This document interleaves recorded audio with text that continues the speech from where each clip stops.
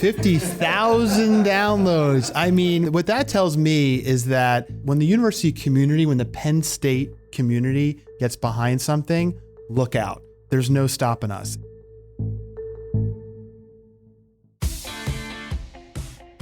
Welcome to a special crossover episode from two of your favorite Penn State podcasts, Following the Gong from the Schreyer Honors College and Dare to Disrupt from Invent Penn State. My name is Sean Goheen, and I'm your regular host for Following the Gong, and I'll be your host today. The hope is that listeners of both shows will get some insight into the entrepreneurial side of Penn State and exposure to both shows. I'm joined by Katie DeFiore, behind the glass, as they say, who is your regular producer and editor on Dare to Disrupt. I'm very excited to introduce you to our two guests on this special collab, but first, a bit about both shows if you're a new listener. On Following the Gong, I sit down with scholar alumni to provide mentoring on demand with perspectives across a wide array of Penn State experiences, identities, and industries. When scholars have their honors thesis approved, they ring a ceremonial gong, something both of our guests have done. On Dare to Disrupt, our first guest interviews Penn State alumni who are innovators, entrepreneurs, and leaders, and shares the stories behind their success. Ryan Newman, class of 2001, is your regular host on Dare to Disrupt. He earned his BS in economics with honors and is a managing director at Goldman Sachs. He has over 20 years of experience at the firm working in wealth management. Ryan also has had an equally long career as a Penn State volunteer for both the Smeal College of Business, the Schreyer Honors College, and Invent Penn State, which dates back to the fall after graduation. We're also joined by Dr. James Delattre, class of 1997, who serves as the Associate Vice President for Research and Director of the Office of Entrepreneurship and Commercialization. James earned his BS in Chemistry with honors from the Berkeley College of Science and his Ph.D. in Chemistry from Cal Berkeley. After several years in industry, James now oversees Penn State's entrepreneurship efforts, including Invent Penn State, the LaunchBox Innovation Network, which has locations across the Commonwealth, and this very podcast. James and Ryan, it's a pleasure to chat with you both today on both of these shows. It's even more exciting that we're recording this all together here live at the Eric J. Barron Innovation Hub downtown, while Ryan is here to receive the Alumni Fellow Award from the Penn State Alumni Association. So we'll start off and say congrats, Ryan. Thank you so much, Sean. And I just can't get over the fact that we're all sitting in one room together with microphones and booms and all the other pieces to it. This is fantastic to be here, and I feel like I'm amongst podcasting royalty here. So thank you so much for inviting me. And Ryan, congratulations on the Alumni Fellow Award. Thank you so much. Yeah, this collab has been months in the making, and we're very excited to bring it to you as our listeners. And welcome to anybody who's new to the respective shows. And so part of our goal today that fits both pods, since Dare to Disrupt is all about highlighting entrepreneurs and leaders and Following the Gong centers career advice from scholar alumni, is to get to know you both as two key leaders at Invent Penn State, from the volunteer and industry side and from the Penn State side, respectively. Ryan, as the normal host, I'm going to start with you. How did you end up coming to Penn State as a student? Can you tell us about your experiences, including getting into the Honors College as a current Penn State student, and any formative activities that you were involved with? Wow, I feel like deja vu. These are normally the questions that I'm asking, and now I have to answer it. Well, I'm originally from New York, Long Island. My parents would say New York proud, and moved to Bucks County when I was in my young adolescence and went to public school in Bucks County. And I remember the first time I visited Penn State, I was like, wow, this place is like summer camp, but you actually get to learn here too. So I was really taken by the university the first time I visited. I love those line ambassadors giving those tours, walking backwards on campus. And so that was my entree into Penn State. In terms of the Honors College, I did not get accepted to the Honors College straight out of high school, but one of our tour guides actually was a scholar alum. And I remember my mom saying at lunch, Ryan, this sounds like something that you would be interested in. And so from that moment in the back of my head, a seed was planted, perhaps somewhat subconsciously by my mother, to really work towards that. And so it was after my second year that I actually joined the Schreyer Honors College. And in some ways, I say like I had two Penn State experiences. It was the initial experience into Penn State, and then it was like the rediscovery of Penn State all over again as a scholar alum. Awesome. So I think it's safe to say that you were doing Mr. and Mrs. Schreyer proud. I know you got to meet them. And one thing that they were very proud of was the thesis project that every scholar does, which is certainly something I imagine can be useful to any entrepreneur, as we'll get to. So how have you used your thesis experience in your career, whether it's private industry or in your volunteer career here at Penn State? Because you really do seem to have two jobs. Well, I appreciate you saying that. I absolutely love the thesis concept. I will say the work and research maybe was a little more challenging. But for me, I took a really big risk. And instead of just picking a thesis topic that was sort of in line with either my previous life experiences or my major. I actually teamed up with a great professor, Dr. David Shapiro, and had the chance to travel to Cameroon and did a thesis on fertility transition of female adolescents living in Cameroon, something that I knew nothing about. But under Dr. David Shapiro's leadership, I was able to build an econometric model and use that model to really suss out some of the details related to the behaviors of female adolescents and around the timing of first birth. And while that experience was very impactful personally, it really didn't directly relate to my day job, but the act of doing rigorous research, building an econometric model, all really did pay off in folds. And for me, here I am 23 years later, still talking about my amazing experience in Cameroon. Awesome. I love it. Now, James, you oversee this entire operation here that we sit in the Innovation Hub. And before we dive into more about Invent Penn State and the background of the Dare to Disrupt podcast, let's get to know you. So tell us your Penn State origin story. How did you end up as both a Nittany Lion and a Schreier Scholar? Happy to. So I grew up in York County, Pennsylvania. It was a wonderful neighborhood experience where when Penn State was on, everyone was out in their lawns, in their lawn chairs. They'd drag a TV out, and it was a neighborhood party. So Penn State neighborhood. And then my sister, who's 4 years older than me, came to Penn State, and I started following her up starting at the age of 14. By the time I was 14 and a half, I knew I would be a Nittany Lion. I fell in love with the place. I did not originally even contemplate the honors college. Because we had so few AP courses in my small high school, I was just hoping that I could kind of keep my head above water at Penn State. Shortly after I got here, I connected with a chemistry professor, a junior faculty member. He was looking for people to do research in his lab, and that sounded fun to me. So I started working with him, and after 2 years, I started to work on my first publication. And another one of my colleagues in the lab said, hey, that publication you're working on could be your honors thesis. I hadn't really thought about it that way. So I started talking to some other colleagues that were in the honors college. And within a year I was in. Strangely, my first honors course was with Dr. Shapiro, honors economics.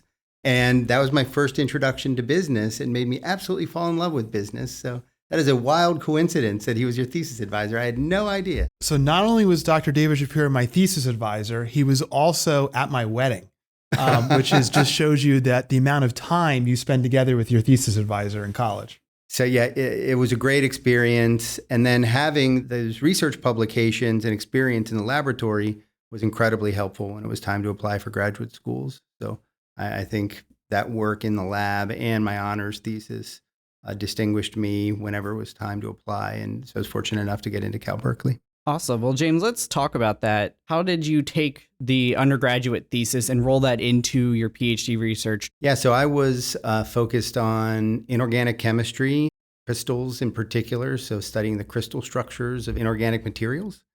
And that's fairly specialized. It's not very common for folks to be coming out of their undergrad having studied powder diffraction and all these different techniques that are common. So it instantly gave me a leg up whenever I joined a research group out of Cal Berkeley. I already had all that experience. It led directly into my thesis work, which was originally in new materials and eventually was working in ways to remove greenhouse gases from the chip manufacturing process, a very big problem in the 90s. So the work kind of got me started, and then very quickly started working with industry and pivoted into other areas that I think were really impactful. Yeah, I wanted to ask you about that. You got your PhD, but you did not go a traditional academic route. You went into industry. How did you make that determination? You said you liked business, but walk us through your mindset of how you made that decision. Yeah, I started working in Silicon Valley before I even graduated, doing some consulting jobs, and then ended up working at a large chip manufacturer. And I just knew that I wanted to be in the fast pace and innovation-driven part of the workforce. Didn't really start thinking about entrepreneurship until a few years in, but just being exposed to the fast pace, all of the role players that can take an idea from, that line of sight from, I think I want to try something, through testing it, prototyping, understanding market dynamics. Like, I just fell in love with that whole process. I still enjoy the chemistry, but ultimately that application to impact the world is what got me really excited. Awesome. And I'm curious, you had this hard science background. How did you go about adding in the business experience? Did you kind of just learn that on the fly? Did you take classes? What was your approach to that professional development? Yeah, I was very fortunate to have some wonderful mentors that were willing to increasingly give me opportunities. So that's one of the things that's wonderful about startup companies, right? I started as a director of R&D, pretty quickly was out doing customer visits, learning about the unique challenges that come with implementation in the market. And yeah, with mentorship and support, I was increasingly on the management and operations side, overseeing sales and marketing. So I really enjoyed that journey, and I was fortunate to have the mentors that I did. Awesome. And mentorship is a cornerstone of the Following the Gong podcast. I think it's a big theme on Dare to Disrupt as well. And I think it's a good transition point to talk about Invent Penn State and the work that you two are doing. So for the unfamiliar, maybe a first year student or an alum who has heard an episode or two but doesn't know all that you offer here, James, can you give us a bit of a backstory on how Invent Penn State came to be? Absolutely. So this building's namesake, Eric J. Barron, when he joined the university, I think he saw that there was an opportunity for us to do more in a couple different areas. One, we're consistently a top 20 research institution, but if you look at some of our commercialization outputs, we probably weren't in the top 25, more like 60 or so. So focus in that area for sure. Also, as you look around the Commonwealth and you look at the communities that are home to our Commonwealth campuses, many of them are in need of innovation and economic revitalization. So programs that help demystify the process of starting businesses is something that we saw as a real need. So it's a combination of this kind of service to the public to better serve the entrepreneurial ecosystems of the state, plus focus on research commercialization is what kind of brought us in and crystallized this view of Invent Penn State as an important part of the university. Awesome. And I like your choice of words there, given your background there with your honors thesis. So well played there, James. So Invent Penn State, like the Schreier Honors College, is very cross-disciplinary. But can you explain exactly how your work, your team, as we sit here in your building with you and Katie, how you fit into the Penn State ecosystem, as well as both the mission and vision of Penn State? Yeah, happy to. So we play a coordinating role across the Commonwealth, working with every college and every campus to drive economic development, job creation, and student career success. None of that can be done in a silo. Those are big, lofty goals. It's hard. The tagline of Invent Penn State is the ingenious power of partnership. So we have to work with everyone. Otherwise, we'd never be successful. None of these things can be done alone. Faculty, students, community members, all of them are supported. This really flows from our land grant mission. So as a land grant institution, we teach, we do research, and we serve the public. And so our land grant mission for 130 years has largely been lived through agricultural extension, right? Every community in Pennsylvania, if you're a farmer, you've got some type of an issue, you go to Penn State's Ag Extension office. All the know-how of the university springs into action to help solve your issue. We're trying to complement that service model that for 100 plus years we've delivered for the agricultural industry to all the other industries that require support, the tech industries, food service, you name it. Awesome. And I think there might be some words inscribed on Old Main that probably fit into that too. So, you mentioned all the community members, the faculty, the students. So how can students, whether they're in Schreier or not, any Penn State student, or even alumni or community members across the Commonwealth, how can they get engaged and leverage these programs? Obviously, if you're listening to this, you can click and follow the Dare to Disrupt podcast if you're not already doing so. You should pause this and do that. But tell us about some of the other great programs that you've got going on here and how folks can plug into those. First and foremost, I would encourage everyone to go to invent.psu.edu. That's our website where we describe all the programs under the Invent Penn State umbrella. And at the bottom, there's a place to sign up for the Invent Penn State newsletter. And each month you'll get a description of all the wonderful things that are happening, opportunities to engage. We showcase events like Global Entrepreneurship Week, the Venture and IP Conference. So these are all wonderful places for either entrepreneurs or people that are interested in exploring entrepreneurship to engage, learn more, build these networks that ultimately are so helpful. People take their ideas and start to explore the possibility of taking them to the market. If a student or a community member says, I don't have an idea for a business, but I have some skills that could probably be helpful to a startup and I want to plug into that culture, how can they get involved? Definitely visit your local LaunchBox. Across the state, 96% of Pennsylvanians are within 30 miles of one of our LaunchBoxes. So go there, meet the director, learn more about your local ecosystem. They're natural places for things like internships, mentorship opportunities.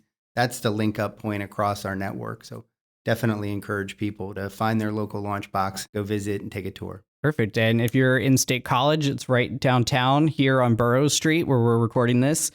But, you heard it straight from the boss on how and why you should make the most of these. Really, any major can plug in here, right, James? That's right. Absolutely. Yeah.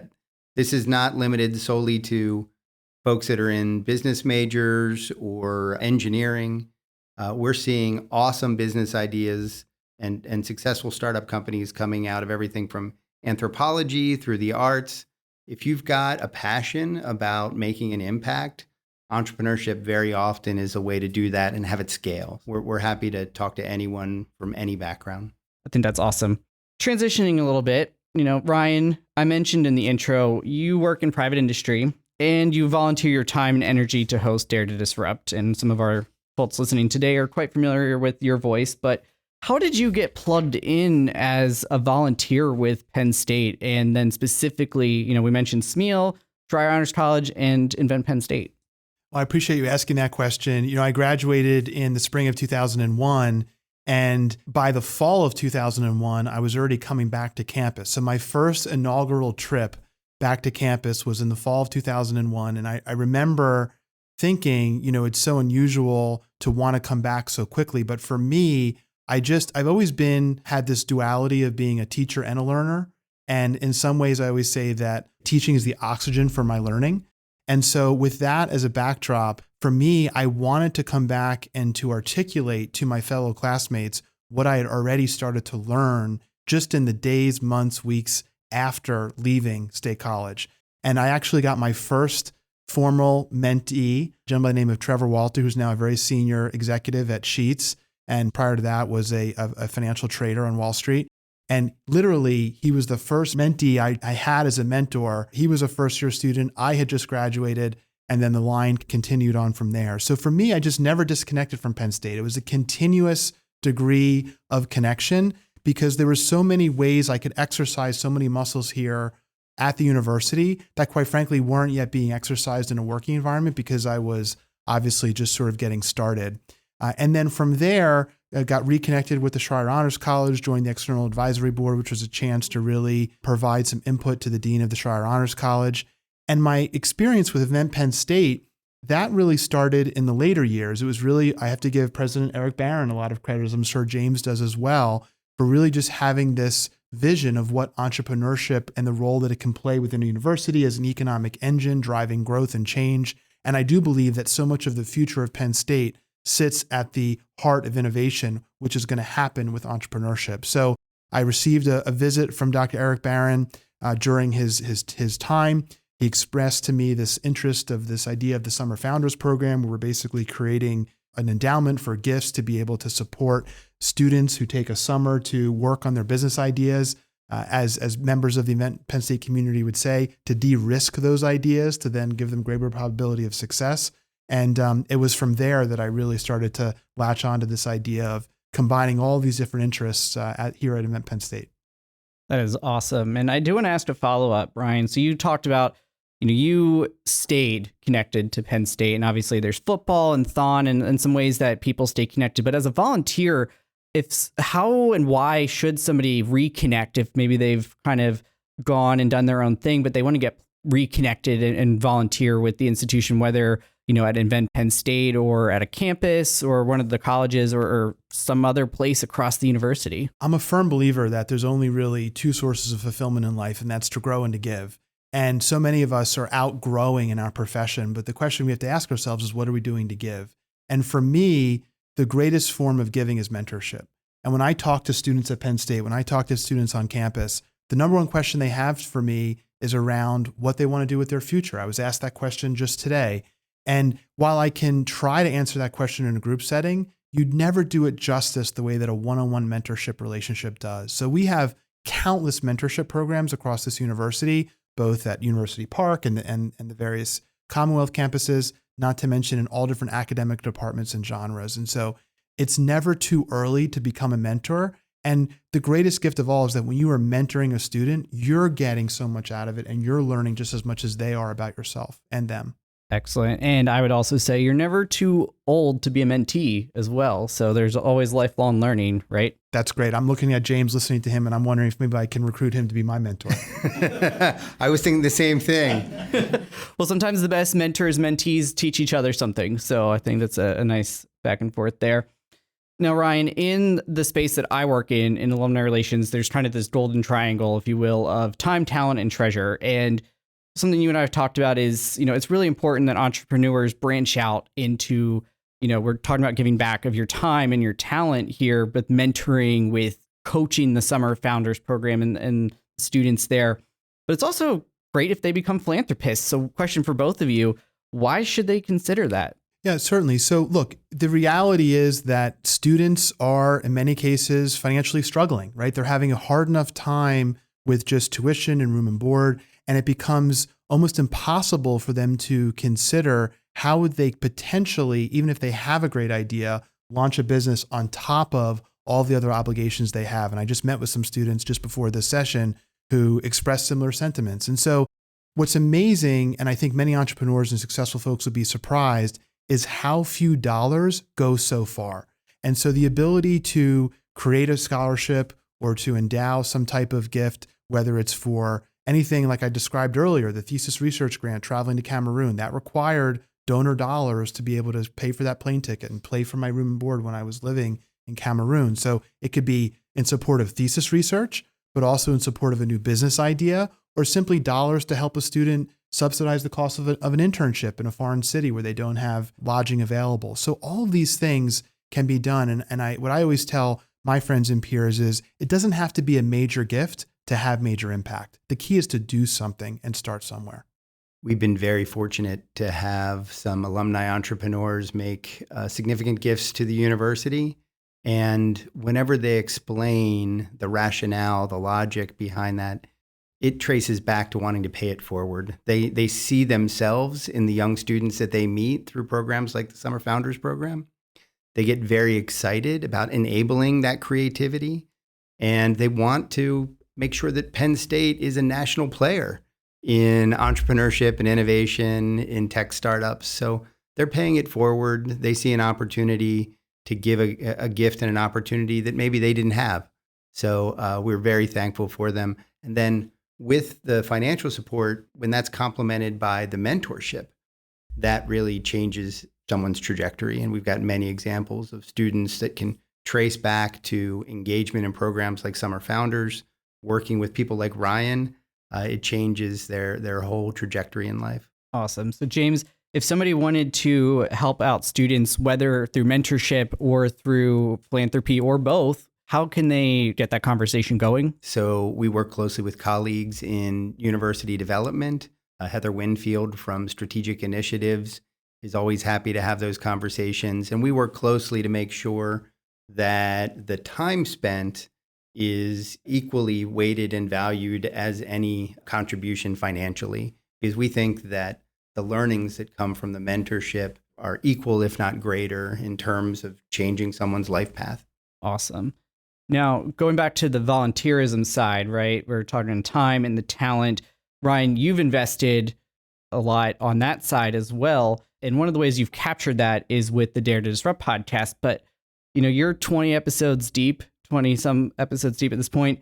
How did it actually come to be? What's the origin story? I think we all want to know, how did this get going? Well, I deserve zero credit.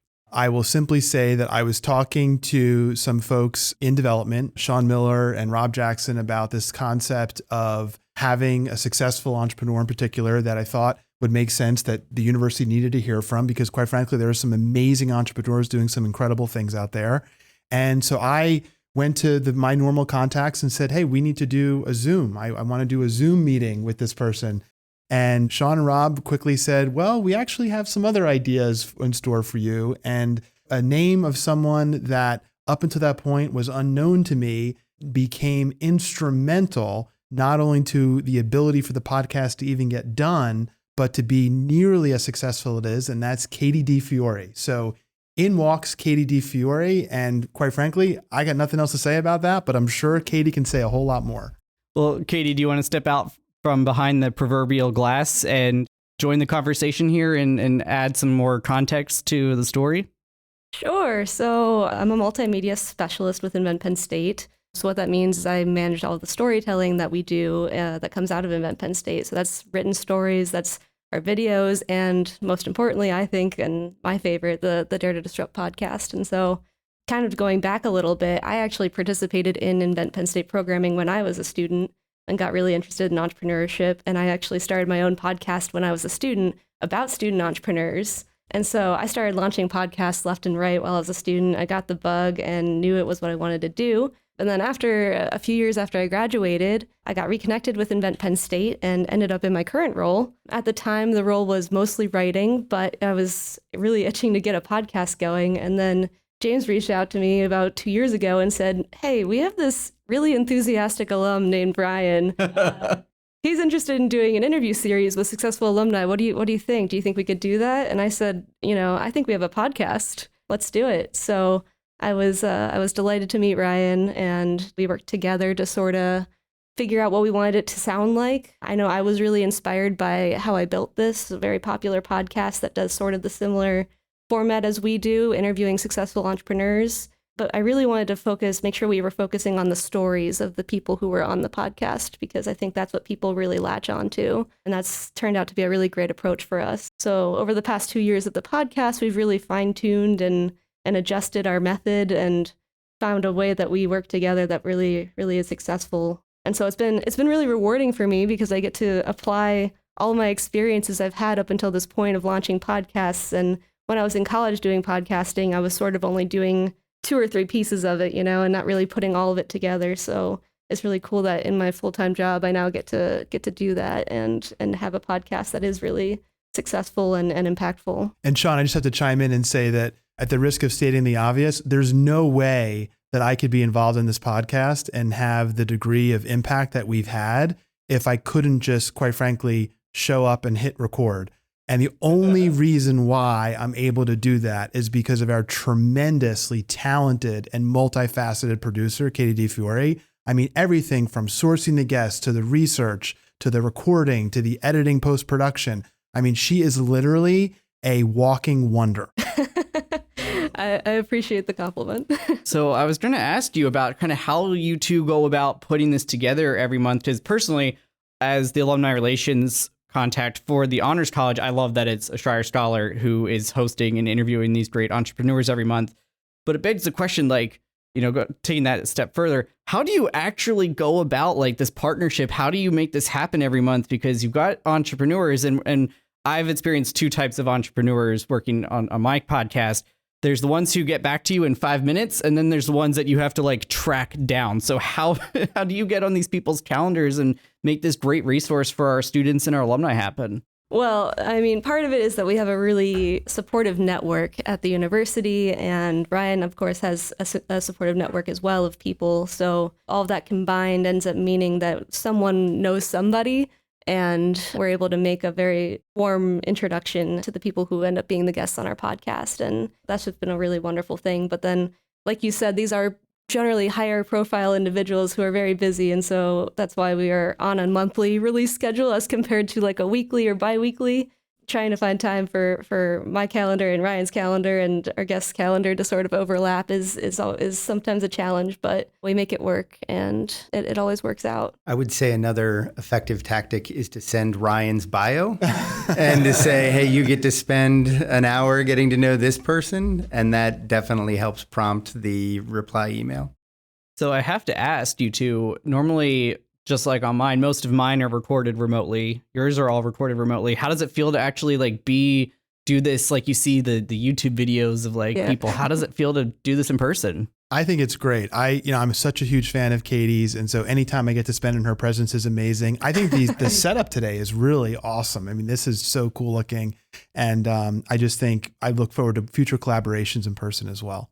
Yeah, it's a throwback for me, really, because the podcast that I did while I was in college, I actually built my own podcasting studio in the house that I lived in college. I built the soundproofing panels, and someone was nice enough to donate a really nice microphone. So it's cool to do it in person, but it's also been a fun adventure to learn how to do it remotely and do that effectively and learn all the tools involved with making that successful as well. Well, Sean and James, we need to add that yet to the long list of already things that Katie's talented with. She not only can design a great podcast digitally, but also physically, as in the space. We knew that Katie was a rock star coming in. I didn't know about the construction skills on top of everything else.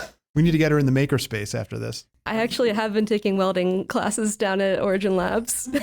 So if you're interested in that is clearly another reason to come visit the Innovation Hub here. I didn't even know you had welding. That's awesome. We do. It's really cool. It's really cool. That is amazing. Well, that's a little bit of a peek behind. Obviously, there's lots of editing, promotion that goes into it, but it's so rewarding to put these out for you, the listener, to get something from these incredible people that we bring on every week. And in this case, 3 of you. So we got that peek behind the wizard's curtain, if you will. But now the why, right? You clearly want to highlight these incredible things these incredible Penn State alumni are doing in the entrepreneurial sphere. And it's clearly resonating because, Katie, you shared with me as we were planning this collab some data points, and that you've published, as of the time of recording this, over 20 episodes. And mind you, this is a monthly show. And you have over, as of September, 50,000 downloads and streams across the different podcasting apps that you can use. How does that make you all feel? Woohoo! 50,000 downloads. I mean, when Katie, what that tells me is that when the university community, when the Penn State community gets behind something, look out. There's no stopping us. And, on one hand, we've had 20 episodes here in the can, as they say in the business, but in many ways, it feels like we're just getting started. And quite frankly, as difficult as it may be to book your 21st guest, I can assure you it's a lot easier than booking your first guest. And so now we have this tremendous snowball of momentum behind us. And so when we go to people and approach real founders and leaders of tremendous businesses and enterprise and industry, we have the credentials behind us. And quite frankly, we wouldn't have that if it wasn't for the tremendous support of the Penn State community and friends of the Penn State community. Well, Ryan, actually makes me think of something you said in a session earlier about how success begets success, right? Absolutely. And success compounds. And, I didn't learn that early on in life, but once I figured that out, I was really hooked. So what has been the most exciting part of this whole endeavor for you three? Wow. So many amazing stories. I find myself after every episode kind of reflecting on my journey, what more I could do, missed opportunities I had where others were able to capitalize on those opportunities. Yeah, I think it's just a wonderful stream of learnings around leadership and keys to success. And I tune in immediately as they're coming out. Katie doesn't let me preview. She makes me wait like everyone else. But it's really enriching, and just it makes clear just how amazing Penn Staters are. Like, I think we are probably in many ways too humble of an alumni group. And after you hear story after story, it's just amazing what Penn Staters are doing in this world and the impact they're having. Yeah, I would say one of my favorite parts of the podcast is the part that we do at the end of every episode. We have a current Penn State student on every episode to ask the alumni entrepreneur a few questions of their own. And I just love that segment so much, because what happens with that is usually a really meaningful connection is formed between that current student and the alumni. And those have turned into, several of them have turned into long-lasting mentorships. And I really think it embodies what Invent Penn State and Penn State is all about, making those really meaningful connections and helping one another succeed. So I'm really proud to have played a part in creating that opportunity for those students. That's awesome. And so, Ryan, speaking of, we hit the 20 mark. There's always this, how can we fit in? You have a Super Bowl winner on your show, like we have, humble brag, then you try and time that around, the Super Bowl, right? So how does the role of timing when you interview and release these episodes play into both the promotion side, but also the growth cycle and the evolution of the business for those founders?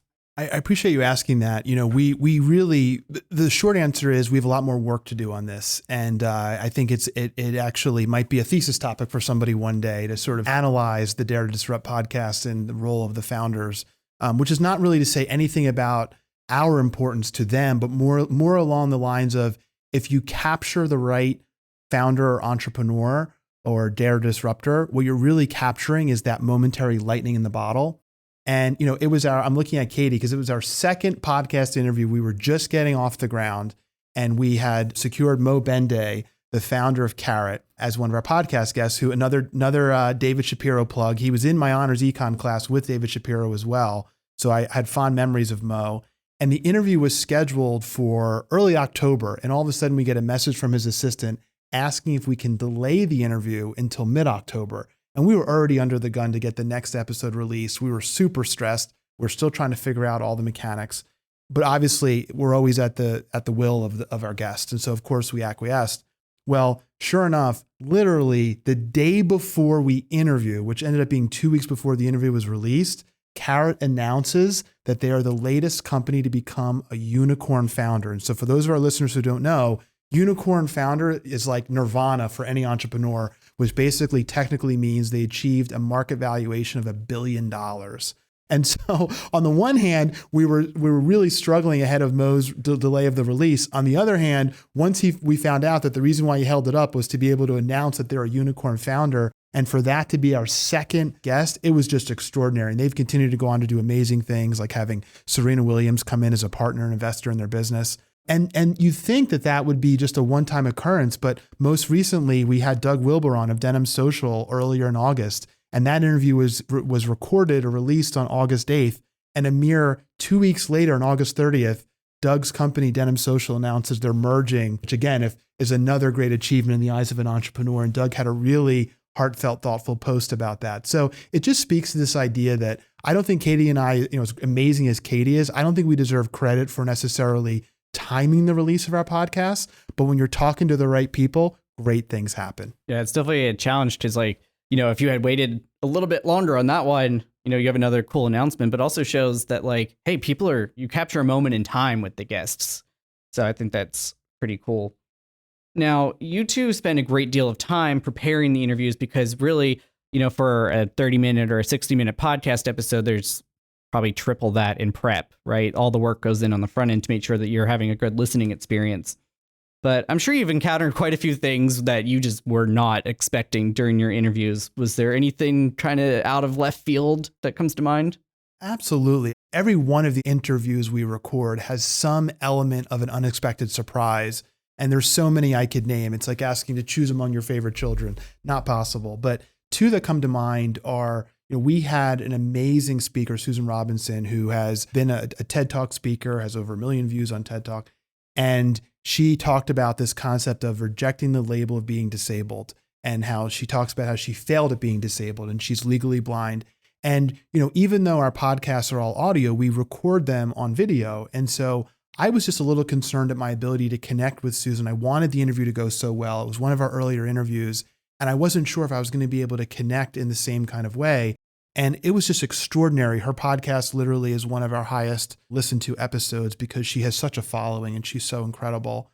And another one that comes to mind is Ryan Owen, who I met many years ago and we reconnected through the podcast. We thought we were coming in to talk to a Wall Street trader turned entrepreneur. Instead, we got this stirring emotional story, in addition to all of that, by the way, about his experience in 9/11 and how he was in one of the buildings near the World Trade Center, and how he literally, to this day forward, always wears sneakers to work because, in his words, he always wants to be prepared. I mean, it was just gut-wrenching to hear him tell this story. And, I come from a long line of family members that did some brave things in 9/11. So for me personally, it was just incredibly unexpected, but also equally touching. Yeah, as a storyteller, to your point, Katie, sometimes you just got to roll with those things because no matter how much prep you do, people are going to find a way to move you. In that vein, Ryan, one of the things I love about hosting Following the Gong is that I'm getting mentored as I'm conducting the interview. I have to be a generalist and have just enough of a knowledge of so many industries to be dangerous. And that's how mine has impacted me, knowing that hopefully the scholars listening have some benefit. How has moderating the podcast and hosting this for going on 2 years, how has it impacted your own personal or professional growth? Yeah, I appreciate you saying that. And for me, it's like you'd think it'd be a business answer, but it all comes back to just life and death and just how precious life is. I lost my best friend at the bus stop in 4th grade, and that really shapes so much of the way I think about life.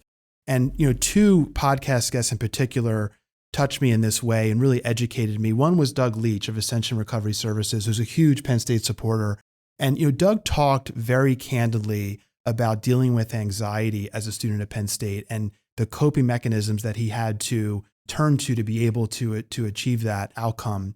And I was listening to him, and there was a former Penn State student, somebody that I grew up with who had recently passed away, and that I know had some issues and bouts with anxiety when they were younger. And I couldn't help but to look at Doug and really kind of understand for the first time what this friend from growing up was possibly dealing with. And yet at the same time, to see Doug grow from that in the way that he has and have such tremendous success, it's really extraordinary. The other one that comes to mind is Gary Gilliam, who's another Super Bowl person that you can, maybe not the same one we had on Following the Gong, but certainly somebody that's also done incredibly well. And there was a former colleague of mine who was dealing with a very big health challenge. And I wanted to write him something that I thought would be very impactful. And rather than use my own words, I actually went back to the Gary Gilliam podcast. And Gary had this very stirring moment where he was going to quit football. This is when he was at Penn State before he ever went to the NFL. And he called one of his teachers from the Milton S. Hershey School. And I could never do it justice. But what Gary said, the teacher said to him in that moment of trial and tribulation, he said, "God gives the hardest battles to its strongest soldiers. What you are currently going through has nothing to do with you, but will be a testimony to the soldiers you lead one day. So have faith in that, control what you can control, your mindset and your efforts, show up every day, and you let God take care of the rest." Now, I can't say it nearly as well as Gary can, but just the idea that in that moment, I was able to call back on another experience of a podcast guest to hopefully give solace to one of my friends who was dealing with a challenge just was a tremendous benefit and quite frankly, a blessing from all of this.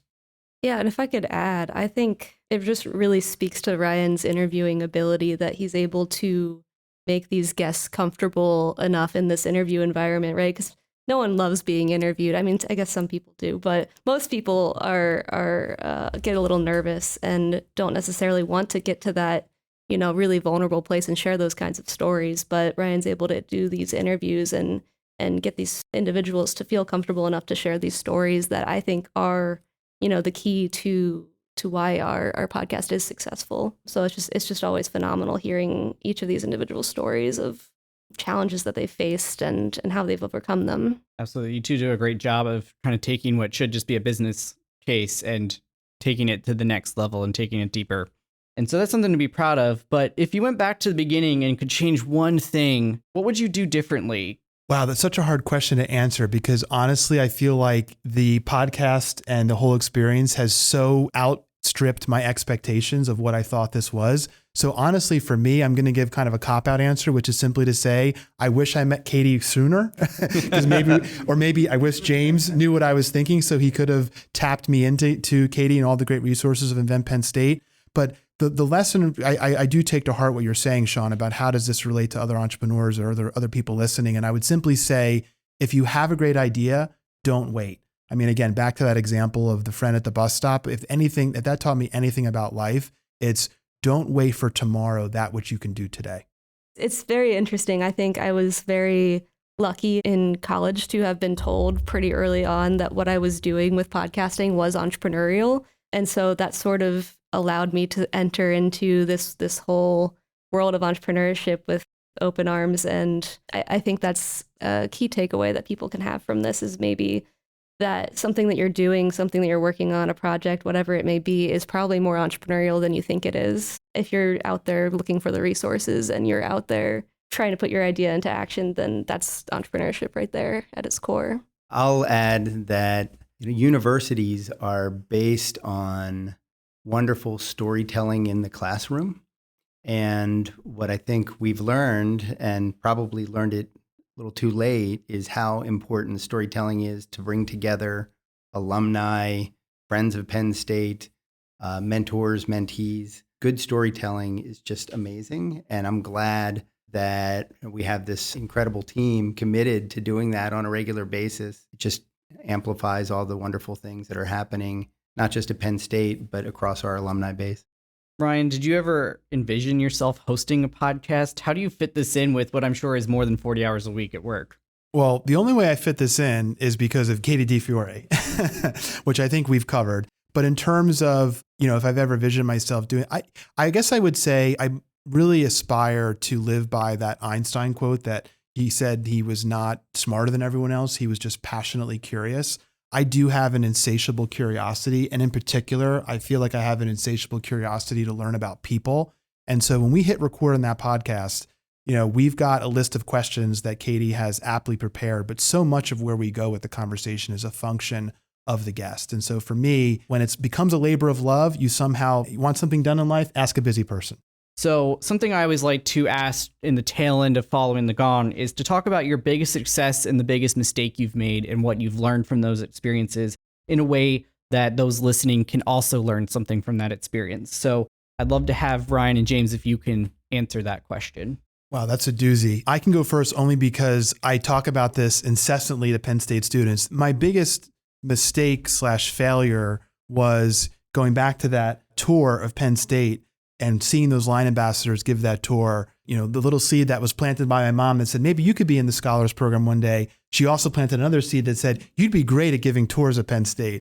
And so I really wanted to do that. And that's the line ambassadors. And I dutifully applied and was not accepted. And so I said, well, I'm going to try again. And the next year I filled out the application and tried again. And I did not get in 2 years in a row. In fact, I still have the rejection letter from a person who will remain nameless, but is on my wall at home hanging up.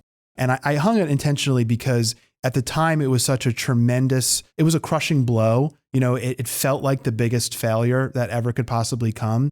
But I share with Penn State students because it really speaks to this idea that even the things that we sometimes put too much importance or focus on ends up being not what the universe has in store for us. And that was, I never got to be a line ambassador, but that didn't mean I wasn't going to find ways to give back and contribute to Penn State in some way. Well, Ryan, I think you have ended up giving tours of Penn State through the stories of the alumni that you interview here for so many to hear on demand. So I think you're right. I think it all worked out for you.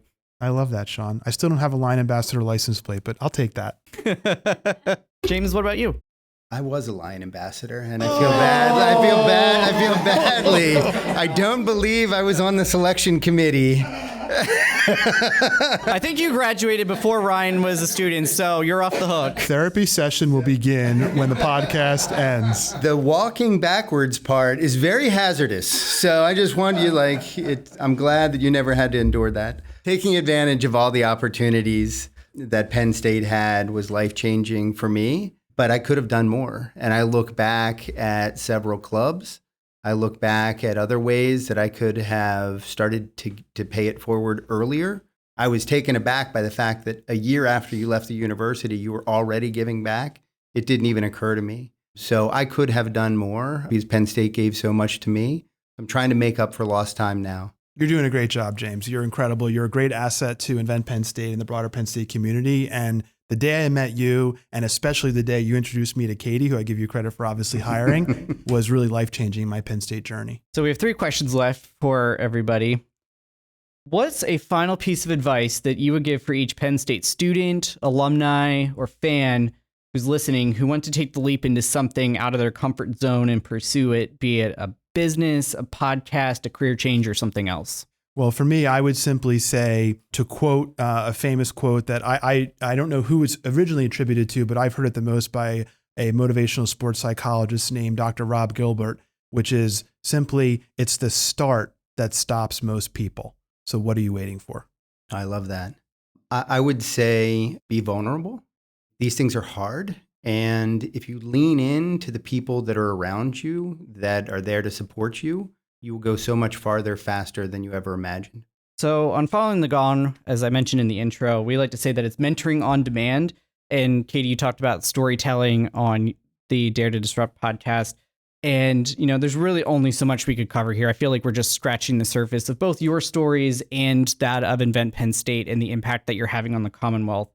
So that being said, what is the best way that a listener can reach out and connect with these different opportunities and you all as alumni and volunteer or staff leaders to, take the conversation further if they want to learn more about you, give back through the volunteer programs that you have? Well, for us in particular, I think LinkedIn is the place where a lot of our business and our guests really tend to be. It's sort of like professional social media or social media for professionals, so to speak. Although that's obviously changing. I was just meeting with one of our summer founders who made it pretty clear that there's a lot of other social media vehicles and platforms that are in existence now and will continue to thrive. But for me personally, LinkedIn is where I spend most of my time in terms of connecting with students, alums, volunteers, et cetera. I love just getting a call, getting an email. So my contact information is available through the Invent Penn State website. My email address is jdelattre@psu.edu. So happy to hear from anyone and play a role to direct them to the right person or program to help them through their journey. Awesome. And finally, as we traditionally wrap up on Following the Gong, if you could be a flavor of ice cream from one of our favorite local businesses, not sponsored yet, the Berkeley Creamery right here at University Park, which would you be? And Ryan and James, as Scholar alumni, most importantly, why would you be that flavor? And Katie, I'd also love if you want to jump in and give an answer too, as our producer behind the glass and friend of the pod. So I have been trying to get the Berkeley Creamery to launch Entrepreneurship for years, and it would have a good amount of caffeine and chocolate in it would be the key. So yeah, we've been hoping for that for a while. Maybe someday, like upcoming startup week, that could happen. So for me, I've got to go with Scholar's Chip. I had the distinct pleasure, and I really view it as an honor of giving the official tour to Atherton Hall of Bill and Joan Schreier. And it was one of my crowning Penn State achievements to be able to share that space with them that they had generously donated to create. And I remember the original story of what the flavor should entail in Scholar's Chip by Mr. Schreier. And I feel like I'm walking in the shadow and footsteps of giants, people like Bill Schreier and Frank Smeal and others who've been tremendous donors to this university. And so for me, when I go to the creamery, it's all about Scholar's Chip. Perfectly on brand, Ryan. So I did spend some time perusing the different ice cream flavors on the creamery's website before this, because I always get death by chocolate, and I feel like that's not a personality that I want to have. So as far as flavors I enjoy, that's my favorite. But the one that I found that I think is more closer to my personality would be Arboretum Breeze. I spent a lot of time as a student at the Arboretum. I love the outdoors. I love all of the hiking that's available in State College. That's half the reason why I'm very happy that I ended up here. And also, if you don't know, Arboretum Breeze is mint vanilla ice cream with chocolate chips and raspberry swirl. So it's a lot of things that don't sound like they'd go together, but actually work out really well. And as we've talked about a couple of times, I'm a collector of hobbies of sorts. So they don't seem like they go together, but they end up working out. Excellent. So James, in your vein, I think we'll assign Scholar's Chip in the absence for now. Hopefully the creamery, if the folks are listening there, we can get that collaboration going after a great collaboration here today. But that will chalk up 3 new entries on Team Menu with 2 Scholar's Chip and Arboretum Breeze. And if you don't know what I'm talking about, go back and listen to past episodes of Following the Gong on your favorite podcast app. So thank you all so much for listening on this first ever crossover for both Following the Gong and Dare to Disrupt. On Following the Gong, you can hear conversations bi-weekly during the fall and spring and monthly during the summer with Schreier Scholar alumni like Ryan and James here, and plenty of entrepreneurs who are providing insight and wisdom on the student experience in just about every industry you can think of.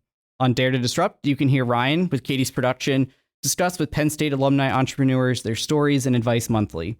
Both are designed to help you in your own Penn State journey, be it as an applicant, a student, an alum, or just a fan, and especially if you have been bit by the entrepreneurial bug.